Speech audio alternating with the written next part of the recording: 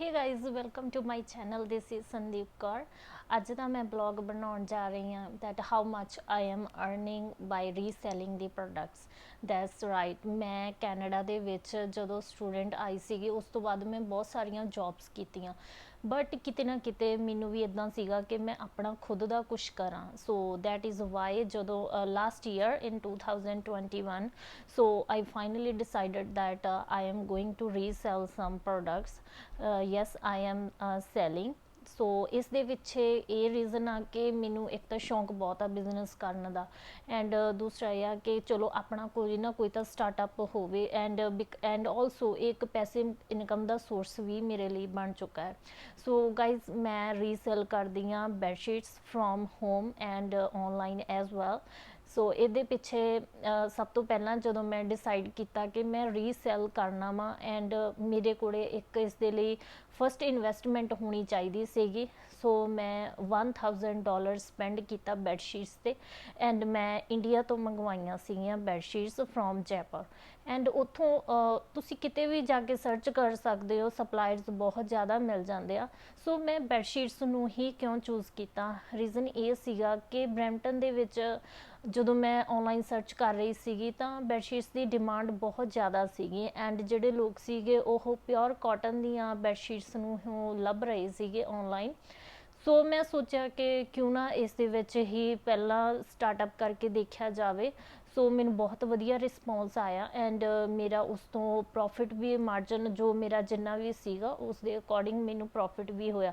सो इस दे नाल मैं डिफरेंट डिज़ाइनस दे नाल अगे अपना सर्च करना शुरू किया, एंड फिर मैं चाइना तो भी काफ़ी ज़्यादा ऑर्डर प्लेस किए, एंड उतों मैनू डिफरेंट डिज़ाइनस मिले, and still my business is going on. इस दे विच फिर मैनू न्यू रिक्वायरमेंट्स क्लाइंट्स कस्टमर्स वालों आउण लग गईयां। Sometimes they are asking for comforter sets, duvet covers and so many categories. So currently I am selling bed sheets for all the sizes, and इस दे विच बहुत वधिया जिहड़ा कि स्टार्टअप आ, एंड तुसी किसी भी कंट्री दे विच रह रहे हो, इट डजेंट मैटर कि तुसी सिर्फ मीनस ऑनलाइन ही सेल करना वा। फेसबुक के उपर जाके जो आप मार्केट प्लेस दे विच जाने तो उत्थे आप देखते हैं कि लोग बहुत ज़्यादा सेल कर रहे होंगे, even specially ladies they are selling from home. So इस दे नाल ये हो जाता वा कि तुसी घर बैठे अपना घर संभालण दे नाल तुसी अपना कोई कुछ अर्न भी कर रहे हो। सो जरूरी नहीं हैगा कि तुसी अगर बिजनेस रन कर रहे हो तो वो ऑनलाइन ही होवे, तुसी उसनूं ऑफलाइन भी कर सकते हो, एंड इस दे लई तुहानूं इनिशियल इन्वेस्टमेंट तुहाडी कोई भी हो सकती आ। प्रॉफिट हुंदा जो भी वो तुहाडा टोटल डिपेंड करदा तुसी इन्वेस्ट किन्ना कीता, तुहाडे टोटल खर्चे किन्ने आए आ। एंड कैनेडा दे विच ये आ कि जदों भी इत्थे कोई भी शिपमेंट आउंदी आ फ्रॉम इंडिया एंड या स्पैशली फ्रॉम इंडिया ਤਾਂ ਜਿਹੜੇ ਐਕਸਟਰਾ ਚਾਰजेस ਆ ਇੰਪੋਰਟ ਦੇ ਉਹ ਲੱਗਦੇ ਹੀ ਲੱਗਦੇ ਆ। ਸੋ ਉਹ ਡਿਪੈਂਡ ਕਰਦਾ weight ਦੇ ਉੱਪਰ ਕਿੰਨਾ ਕਾ। ਸੋ ਸਾਰਾ ਕੁਝ ਮਿਲਾ ਕੇ ਅਗਰ ਮੈਂ ਇਨਵੈਸਟ 1000 ਕੀਤਾ ਹੈ ਤਾਂ ਮੈਂ ਅਰਾਊਂਡ ਮੈਨੂੰ ਇਸ ਦਾ ਟੋਟਲ ਪ੍ਰੋਫਿਟ ਆ ਜਿਹੜਾ ਉਹ ਅਰਾਊਂਡ $500 ਹੋ ਜਾਏਗਾ। ਸੋ ਇਸ ਦੇ ਨਾਲ ਇਹ ਨਹੀਂ ਹੈਗਾ ਕਿ ਤੁਸੀਂ ਸਭ ਤੋਂ ਪਹਿਲਾਂ ਇੱਕ ਨਿਸ਼ ਪਕੜ ਸਕਦੇ ਹੋ। ਨਿਸ਼ ਮੀਨਸ ਕਿ ਇੱਕ ਪਰਟੀਕੂਲਰ ਕੈਟੇਗਰੀ, ਬਹੁਤ ਸਾਰੇ ਲੋਕਾਂ ਦਾ ਇੰਟਰਸਟ ਜੁਐਲਰੀ ਦੇ ਵਿੱਚ ਆ, ਐਂਡ ਬਹੁਤ ਸਾਰੇ ਇੱਥੇ ਹੋਰ ਸਮੋਲ ਸਕੇਲ ਦੀਆਂ ਜਿਹੜੀਆਂ ਚੀਜ਼ਾਂ ਹੁੰਦੀਆਂ ਨੇ ਉਹਨਾਂ ਨੂੰ ਸੇਲ ਕਰ ਰਹੇ ਆ, ਜਿਵੇਂ ਕਿ ਕਿਚਨ ਅਪਲਾਇੰਸਿਸ ਦੇ ਵਿੱਚ ਆ ਜਾਂਦੇ ਆ, ਛੋਟੀਆਂ ਛੋਟੀਆਂ ਕਿਚਨ ਦੀਆਂ ਚੀਜ਼ਾਂ ਆ ਜਾਂਦੀਆਂ ਨੇ, ਜਿੱਦਾਂ ਆਪਣੀਆਂ ਬਾਉਲਸ ਹੋ ਗਈਆਂ, ਗਲਾਸ ਹੋ ਗਏ, ਜਾਂ ਹੋਰ ਕੇਟਰਿੰਗ ਦਾ ਬਹੁਤ ਸਾਰਾ ਸਮਾਨ ਹੁੰਦਾ ਵਾ। ਐਂਡ ਬਹੁਤ ਸਾਰੇ ਲੋਕ ਹਾਈ ਟਿਕਟ ਸੇਲ ਕਰਨ ਲੱਗ ਜਾਂਦੇ, ਜਿਵੇਂ ਟੀਵੀ ਹੋ ਗਿਆ, ਚੇਅਰਸ, ਡੈਸਕ ਟੇਬਲਸ, ਬਹੁਤ ਆਪਸ਼ਨਸ ਨੇ। ਸੋ ਸਭ ਤੋਂ ਪਹਿਲਾਂ ਜੇ ਅਗਰ ਤੁਸੀਂ ਵੀ ਸਟਾਰਟਅਪ ਕਰਨਾ ਚਾਹੁੰਦੇ ਹੋ ਤਾਂ ਇਹ ਜ਼ਰੂਰੀ ਨਹੀਂ ਹੈ ਕਿ ਤੁਸੀਂ ਹਮੇ ਵੱਡੇ ਲੈਵਲ 'ਤੇ ਹੀ ਸ਼ੁਰੂ ਕਰਨਾ ਵਾ, ਤੁਹਾਨੂੰ ਵੈਬਸਾਈਟ ਬਣਾਉਣੀ ਪੈਣੀ ਹੈ, ਇੱਦਾਂ ਦਾ ਕੁਛ ਨਹੀਂ ਹੈ। ਤੁਸੀਂ ਅਗਰ ਸੋਚ ਰਹੇ ਹੋ ਤਾਂ ਸਭ ਤੋਂ ਪਹਿਲਾਂ ਉਸ ਕੋਈ ਵੀ ਪ੍ਰੋਡਕਟ ਲੈ ਕੇ ਪਹਿਲਾਂ ਉਸਦੀ ਪਿਕਚਰ ਨੂੰ ਫੇਸਬੁੱਕ 'ਤੇ ਪਾ ਕੇ ਦੇਖੋ, ਐਂਡ ਦੇਖੋ ਤੁਹਾਨੂੰ ਰਿਸਪੌਂਸ ਕਿੰਨਾ ਕੁ ਜ਼ਿਆਦਾ ਆ ਰਿਹਾ, ਐਂਡ ਤੁਸੀਂ ਆਪਣਾ ਪ੍ਰੋਡਕਟ ਪ੍ਰਾਈਸ ਹਮੇਸ਼ਾ ਰੀਜ਼ਨੇਬਲ ਹੀ ਰੱਖੋ। ਪਹਿਲਾਂ ਸਰਚ ਕਰੋ ਕਿ ਮਾਰਕੀਟ ਦੇ ਵਿੱਚ ਉਸ ਦਾ ਪ੍ਰਾਈਸ ਕਿੰਨਾ ਕੁ ਚੱਲ ਰਿਹਾ।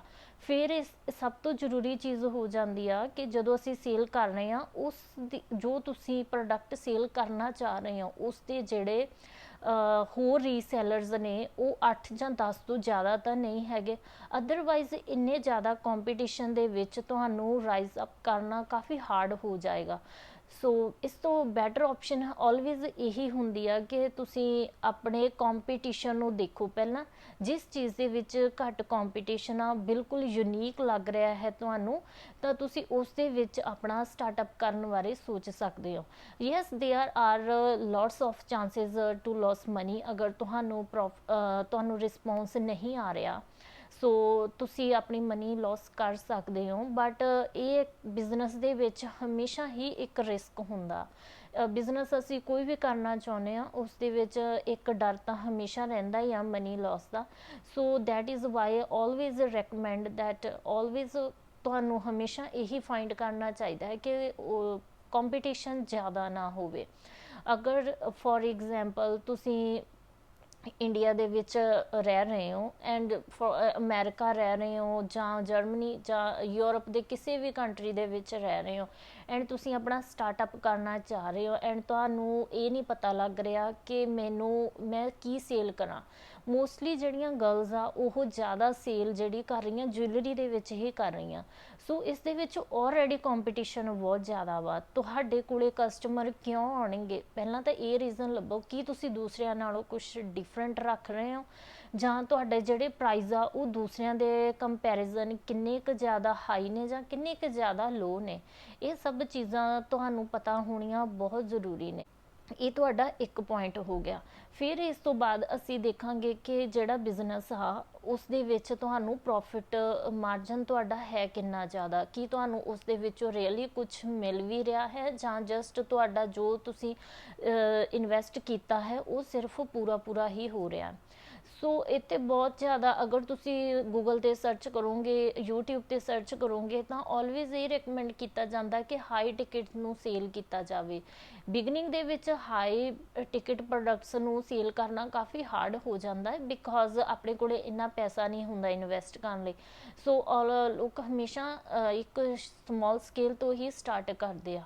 ਅਗਰ ਮੈਂ ਤੁਹਾਨੂੰ ਐਗਜ਼ਾਮਪਲ ਦੇਵਾਂ, ਤੁਸੀਂ ਇੱਥੇ ਇੰਡੀਆ ਦੇ ਵਿੱਚ ਸਮਾਨ ਨੂੰ ਐਕਸਪੋਰਟ ਕਰਾ ਕੇ ਜਾਂ ਇੱਥੇ ਕੈਨੇਡਾ ਜਾਂ ਅਮੈਰੀਕਾ ਕਿਸੇ ਵੀ ਫੋਰਨ ਕੰਟਰੀ ਦੇ ਵਿੱਚ ਵੇਚ ਰਹੇ ਹੋ। ਫੋਰ ਐਗਜ਼ਾਮਪਲ ਇੱਥੇ ਜਿਹੜੀ ਚੀਜ਼ਾਂ ਨਹੀਂ ਮਿਲਦੀਆਂ ਹੈਗੀਆਂ, ਜਿਵੇਂ ਤੁਸੀਂ ਇੱਥੋਂ ਇੰਡੀਆ ਤੋਂ ਸਟਿਚਡ ਕੁਰਤੀਜ਼ ਹੀ ਮੰਗਵਾ ਲਈਆਂ, ਨੋ ਡਾਊਟ ਬਰੈਂਪਟਨ ਦੇ ਵਿੱਚ ਇਸ ਦਾ ਕੰਪੀਟੀਸ਼ਨ ਬਹੁਤ ਜ਼ਿਆਦਾ ਹਾਈ ਆ। ਬਟ ਅਗਰ ਤੁਸੀਂ ਹੋਰ ਕੰਟਰੀ ਦੇ ਵਿੱਚ ਬੈਠ ਕੇ ਮੇਰੀ ਇਹ ਵੀਡੀਓ ਦੇਖ ਰਹੇ ਹੋ ਤਾਂ ਮੇ ਬੀ ਇਸ ਦਾ ਬਹੁਤ ਜ਼ਿਆਦਾ ਸਕੋਪ ਹੋਵੇ। ਇੱਕ ਤਾਂ ਇਸ ਦੇ ਪਿੱਛੇ ਰੀਜ਼ਨ ਇਹ ਆ ਕਿ ਲੋਕਾਂ ਨੂੰ ਇਸ ਦੇ ਉੱਪਰ ਸਟਿਚਿੰਗ 'ਤੇ ਪੈਸਾ ਨਹੀਂ ਖਰਚ ਕਰਨਾ ਪਊਗਾ। ਦੂਸਰਾ ਤੁਸੀਂ ਉਹਨਾਂ ਨੂੰ ਪਿਓਰ ਕਾਟਨ ਦਾ ਜਿਹੜਾ ਪ੍ਰੋਡਕਟ ਆ ਉਹ ਸੇਲ ਕਰ ਰਹੇ ਹੋ। ਸੋ ਐਂਡ ਅਗਰ ਤੁਸੀਂ ਬਹੁਤ ਵਧੀਆ ਡਿਜ਼ਾਈਨਸ ਮੰਗਵਾ ਕੇ ਉਹਨਾਂ ਨੂੰ ਸੇਲ ਕਰੋਗੇ ਤਾਂ ਤੁਹਾਡਾ ਜਿਹੜਾ ਪ੍ਰੋਫਿਟ ਆ ਐਂਡ ਤੁਹਾਡੀ ਜਿਹੜੀ ਮਾਰਕੀਟ ਆ ਉਹ ਬਹੁਤ ਵਧੀਆ ਜਾ ਸਕਦੀ ਆ। ਸਿਮਿਲਰ ਥਿੰਗ ਬॉयਜ਼ ਦੇ ਵਿੱਚ ਵੀ ਅਪਲਾਈ ਹੁੰਦੀ ਆ। ਉਹਨਾਂ ਦਾ ਵੀ ਜਿਵੇਂ ਕਿ ਹੁੰਦਾ ਵਾ, ਆਪਣੇ ਇੱਥੇ ਬਹੁਤ ਸਾਰੀਆਂ ਚੀਜ਼ਾਂ ਦੀ ਸ਼ਾਰਟੇਜ ਹੁੰਦੀ ਆ, ਜਿਵੇਂ ਪੱਗ ਹੋ ਗਈ ਜਾਂ ਫਿਰ ਕੁੜਤੇ ਪਜਾਮੇ ਹੋ ਗਏ, ਉਹ ਨਹੀਂ ਮਿਲਦੇ ਹੈਗੇ। ਤਾਂ ਤੁਸੀਂ ਉੱਥੋਂ ਸਪੈਸ਼ਲੀ ਉਸ ਦਾ ਵਧੀਆ ਕੱਪੜਾ ਐਂਡ ਸਟਿਚਿੰਗ ਜਾਂ ਫਿਰ ਤੁਸੀਂ ਪ੍ਰੀ ਆਰਡਰ ਲੈ ਕੇ ਉਸ ਨੂੰ ਸਟਿਚ ਕਰਵਾ ਕੇ ਮੰਗਵਾ ਸਕਦੇ ਹੋ ਐਂਡ ਦੇਖ ਸਕਦੇ ਹੋ ਕਿ ਤੁਹਾਡਾ ਇਸ ਦੇ ਵਿੱਚ ਕਿੰਨਾ ਕੁ ਜ਼ਿਆਦਾ ਪ੍ਰੋਫਿਟ ਰਹਿ ਰਿਹਾ ਹੈ। ਐਟ ਦੀ ਐਂਡ ਇਵੈਂਚੁਅਲੀ ਤਾਂ ਅਸੀਂ ਆ ਕੇ ਪ੍ਰੋਫਿਟ 'ਤੇ ਹੀ ਡਿਪੈਂਡ ਕਰਨਾ। ਇਹ ਨਹੀਂ ਹੁੰਦਾ ਹੈਗਾ ਕਿ ਅਸੀਂ ਕਸਟਮਰ ਨੂੰ ਫੂਲ ਨਹੀਂ ਬਣਾ ਸਕਦੇ ਕਿ ਅਸੀਂ ਜਿੰਨਾ ਕਮਾਂਗੇ ਉਨੇ ਹੀ ਜ਼ਿਆਦਾ ਸਾਨੂੰ ਪੈਸੇ ਮਿਲ ਜਾਣਗੇ। ਆਲਵੇਜ਼ ਟਰਾਈ ਕਰੋ ਕਿ ਹਮੇਸ਼ਾ ਰੀਜ਼ਨੇਬਲ ਪ੍ਰਾਈਸ ਦਿੱਤਾ ਜਾਵੇ। ਅਗਰ ਤੁਹਾਡਾ ਕੰਪੀਟੀਸ਼ਨ ਹੈ ਤਾਂ ਤੁਸੀਂ ਉਸ ਦੇ ਨਾਲੋਂ ਪਹਿਲਾਂ ਘੱਟ ਰੱਖ ਸਕਦੇ ਹੋ ਪੈਸੇ ਆਪਣੇ ਪ੍ਰੋਫਿਟ ਨੂੰ ਐਂਡ ਉਸ ਤੋਂ ਬਾਅਦ ਤੁਸੀਂ ਉਸ ਦੇ ਉੱਪਰ ਆਪਣਾ ਹੌਲੀ ਜਿਹੜਾ ਸਕੇਲ ਅਪ ਕਰ ਸਕਦੇ ਹੋ। ਇਸ ਦੇ ਵਿੱਚ ਇਹ ਹੋ ਕੇ ਤੁਸੀਂ ਆਪਣਾ ਲਾਸ ਵੀ ਨਾ ਕਰੋ ਐਂਡ ਜ਼ਿਆਦਾ ਤੁਸੀਂ ਪ੍ਰੋਫਿਟ ਨੂੰ ਵੀ ਨਾ ਡਿਮਾਂਡ ਕਰੋ। ਸੋ ਇਹ ਸਭ ਦੇਖ ਕੇ ਤੁਸੀਂ ਇੱਥੇ ਕੈਨੇਡਾ ਦੇ ਵਿੱਚ ਰੀਸੇਲ ਕਰ ਸਕਦੇ ਹੋ। ਇਹ ਸੀਗਾ ਸਿਰਫ ਅਗਰ ਤੁਸੀਂ ਕਿਸੇ ਆਊਟ ਆਫ ਕੰਟਰੀ ਇੱਥੇ ਆਫਸ਼ੋਰ ਆਰਡਰ ਕਰ ਰਹੇ ਹੋ, ਤੁਸੀਂ ਇੰਡੀਆ ਤੋਂ ਐਕਸਪੋਰਟ ਕਰ ਰਹੇ ਹੋ ਜਾਂ ਚਾਈਨਾ ਤੋਂ ਐਕਸਪੋਰਟ ਕਰ ਰਹੇ ਹੋ। ਦੂਸਰੀ ਆਪਸ਼ਨ ਵਿਦ ਇਨ ਤੁਹਾਡੀ ਆਪਣੀ ਕੰਟਰੀ ਦੇ ਵਿੱਚ ਵੀ ਹੋ ਸਕਦੀ ਆ। ਇਸ ਦੇ ਵਿੱਚ ਹੁੰਦਾ ਸਮਟਾਈਮਜ਼ ਅਸੀਂ ਕਿਤੇ ਆਫ ਬਹੁਤ ਜ਼ਿਆਦਾ ਚੱਲ ਰਿਹਾ ਹੈ, ਜਿਵੇਂ ਵਾਲਮਾਰਟ ਦੇ ਵਿੱਚ ਪ੍ਰੋਡਕਟਸ ਤੇ ਬਹੁਤ ਆਫ ਹੋ ਗਿਆ, 50% ਆਫ ਤੇ ਤੁਹਾਨੂੰ ਮਿਲ ਰਿਹਾ ਹੈ ਕੋਈ ਵੀ ਪ੍ਰੋਡਕਟ, ਸੋ ਤੁਸੀਂ ਉਸ ਨੂੰ ਬਾਏ ਕਰ ਸਕਦੇ ਹੋ। ਐਂਡ ਜੋ ਤੁਸੀਂ ਉਸ ਤੋਂ ਕਾਫੀ ਸਪੋਜ਼ 10 to 15 ਪ੍ਰੋਡਕਟਸ ਖਰੀਦ ਕੇ ਉਸ ਤੋਂ ਬਾਅਦ ਤੁਸੀਂ ਉਸ ਦੇ ਵਿੱਚੋਂ ਆਪਣਾ 10% 12% ਜਿਹੜਾ ਪ੍ਰੋਫਿਟ ਰੱਖ ਕੇ ਉਹਨਾਂ ਪ੍ਰੋਡਕਟਸ ਨੂੰ ਵੀ ਸੇਲ ਕਰ ਸਕਦੇ ਹੋ। ਇਸ ਦੇ ਨਾਲ ਫਸਟ ਆਫ ਆਲ ਤੁਹਾਡੀ ਜਿਹੜੀ ਕਿ ਇੰਪੋਰਟ ਤੁਹਾਡਾ ਟੈਕਸ ਵੀ ਆ ਜਿਹੜਾ ਉਹ ਵੀ ਸੇਵ ਹੋਏਗਾ। ਦੂਸਰਾ ਤੁਹਾਨੂੰ ਕਿਤੇ ਹੋਰ ਵੀ ਕੋਰੀਅਰ ਵਗੈਰਾ ਦੇ ਸ਼ਿਪਿੰਗ ਚਾਰजेस ਵਗੈਰਾ ਨਹੀਂ ਦੇਣੇ ਪੈਣਗੇ। ਸੋ ਇਹ ਸਭ ਕਰਕੇ ਆਈ ਥਿੰਕ ਤੁਸੀਂ ਇੱਥੇ ਨਾਲ ਆਪਣਾ ਬਿਜ਼ਨਸ ਆ ਜਿਹੜਾ ਉਹ ਚਲਾ ਸਕਦੇ ਹੋ। ਹੂ ਨੋਜ਼ ਕਿ ਕਿਸ ਦਿਨ ਤੁਸੀਂ ਇੱਕ ਬਹੁਤ ਵਧੀਆ ਐਂਡ ਬਹੁਤ ਵੱਡੇ ਐਂਟਰਪ੍ਰੈਨਿਓਰ ਬਣ ਜਾਓ। ਸੋ ਬਿਗਨਿੰਗ ਆਲਵੇਜ਼ ਰਿਕੁਆਇਰਡ ਹੁੰਦੀ ਆ ਕਿਸੇ ਵੀ ਬਿਜ਼ਨਸ ਨੂੰ ਕਰਨ ਦੇ ਲਈ, ਕੁਝ ਵੀ ਕਰਨ ਦੇ ਲਈ। So best of luck to all of you ਜਿਹੜੇ ਆਪਣਾ ਬਿਜ਼ਨਸ ਕਰਨਾ ਚਾਹੁੰਦੇ ਆ, ਐਂਡ ਕੌਨਫੀਡੈਂਸ ਲੈ ਕੇ ਆਓ ਐਂਡ ਤੁਸੀਂ ਆਪਣਾ ਸੇਲ ਕਰਨੀ ਸਟਾਰਟ ਕਰੋ। ਸੇਲ ਕਰਨ ਦੇ ਬਹੁਤ ਸਾਰੇ ਮੈਥਡਸ ਹੋ ਸਕਦੇ ਆ। ਤੁਸੀਂ ਆਪਣਾ Facebook, Instagram, TikTok, social media ਤੇ ਉੱਪਰ ਜਾ ਕੇ ਆਪਣੇ ਆਪ ਨੂੰ ਪ੍ਰਮੋਟ ਕਰ ਸਕਦੇ ਹੋ ਐਂਡ ਪ੍ਰੋਡਕਟਸ ਨੂੰ ਸੇਲ ਉਹਨਾਂ ਦੀ ਸਟਾਰਟ ਕਰ ਸਕਦੇ ਹੋ। ਇਹ ਤੁਹਾਡੇ ਲਈ ਬਹੁਤ ਜ਼ਿਆਦਾ ਹੈਲਪਫੁਲ ਹੋ ਸਕਦਾ, ਕਿਉਂਕਿ ਅੱਜ ਕੱਲ੍ਹ ਜਿੰਨੀ ਵੀ ਮਾਰਕੀਟ ਆ ਰਹੀ ਆ, ਜੋ ਵੀ ਪ੍ਰੋਡਕਟ ਸਾਡੇ ਸੇਲ ਹੋ ਰਹੇ ਆ ਉਹ ਸਭ ਆਨਲਾਈਨ ਹੀ ਰਹੇ ਨੇ। ਸੋ ਜਿਹੜੇ ਵੀ ਜੋ ਵੀ ਆਪਣਾ ਸਟਾਰਟਅਪ ਕਰਦਾ ਵਾ ਇਵੈਂਚੁਅਲੀ ਤਾਂ ਉਹਨਾਂ ਨੂੰ ਆਨਲਾਈਨ ਮਾਰਕੀਟ ਦੇ ਵਿੱਚ ਜਾਣਾ ਹੀ ਪੈਂਦਾ ਵਾ। ਬਟ ਇਹ ਇੱਕ ਆਫਲਾਈਨ ਦਾ ਇਹ ਬਣ ਜਾਂਦਾ ਕਿ ਤੁਹਾਨੂੰ ਵੈਬਸਾਈਟ ਅਗਰ ਨਹੀਂ ਹੈਂਡਲ ਕਰਨੀ ਆਉਂਦੀ ਤਾਂ ਤੁਸੀਂ ਇੱਥੇ ਪ੍ਰੋਡਕਟਸ ਨੂੰ ਧਿਆਨ ਰੱਖ ਕੇ ਇੱਥੇ ਪ੍ਰੋਡਕਟਸ ਨੂੰ ਪਾ ਕੇ ਲੋਕਾਂ ਦੇ ਵਿੱਚ ਜਾ ਸਕਦੇ ਹੋ ਕਿ ਤੁਸੀਂ ਇਹ ਚੀਜ਼ਾਂ ਨੂੰ ਸੇਲ ਕਰ ਰਹੇ ਹੋ। ਐਂਡ ਇਸ ਦੇ ਨਾਲ ਤੁਸੀਂ ਉਹਨਾਂ ਦੀ ਡਿਲੀਵਰੀ ਆ ਜਿਹੜੀ ਉਹ ਅਗਰ ਤੁਸੀਂ ਲੋਕਲ ਹੋ ਤਾਂ ਲੋਕਲ ਡਿਲੀਵਰੀ ਕਰ ਸਕਦੇ ਹੋ, ਅਦਰਵਾਈਜ਼ ਆਨਲਾਈਨ ਤੁਸੀਂ ਆਰਡਰ ਲੈ ਕੇ ਉਹਨਾਂ ਤੋਂ ਸ਼ਿਪਿੰਗ ਚਾਰजेस ਲੈ ਕੇ ਉਹਨਾਂ ਐਂਡ ਕਿਸੇ ਵੀ ਸ਼ਿਪਿੰਗ ਕੋਰੀਅਰ ਸਰਵਿਸ ਦੀ ਹੈਲਪ ਦੇ ਨਾਲ ਪ੍ਰੋਡਕਟਸ ਨੂੰ ਸੇਲ ਕਰ ਸਕਦੇ ਹੋ। ਆਈ ਥਿੰਕ ਇਹ ਵਲੌਗ ਤੁਹਾਡੇ ਸਾਰਿਆਂ ਦੇ ਲਈ ਬਹੁਤ ਹੈਲਪਫੁਲ ਹੋਏਗਾ ਅਗਰ ਤੁਸੀਂ ਕੁਝ ਸਟਾਰਟਅਪ ਕਰਨ ਬਾਰੇ ਸੋਚ ਰਹੇ ਹੋ।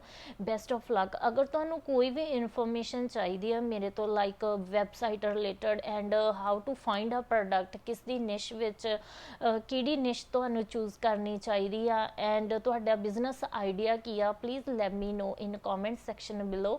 I will try my best to help you and I will search on it and just let me know. Thank you so much and please do not forget to subscribe my channel. Thank you.